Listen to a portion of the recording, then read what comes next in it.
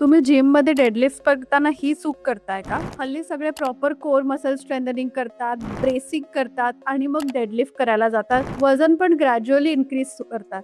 पण स्टिल तरी पण लो बॅकवर प्रेशर येतं आणि बरेच पेशंट येतात की त्याच्यामध्ये डेडलिफ्ट नंतर लो बॅक पेन चालू झालाय. डेडलिफ्ट करताना आपण आपल्या बॅककडे किती वेट्स घेतो हे सगळं हल्ली बघितलं जातं. पण एक गोष्ट जी आहे ती दुर्लक्षित राहते आणि मोस्ट ऑफ द पेशंट त्याच्याचमुळे माझ्याकडे येतात की डेडलिफ्ट नंतर बॅक पेन सुरू झाले.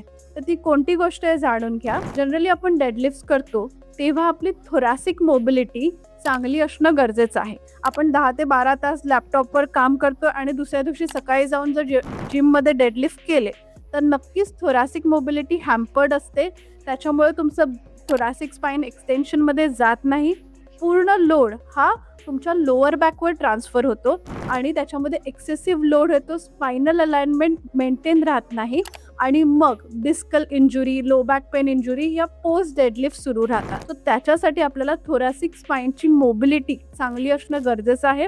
त्याच्यासाठी एक प्रॉपर असेसमेंट आहे. तर तुम्ही कमेंटमध्ये असेसमेंट असं लिहा. आपण त्याची AI जनरेटेड ऑनलाईन असेसमेंट करतो.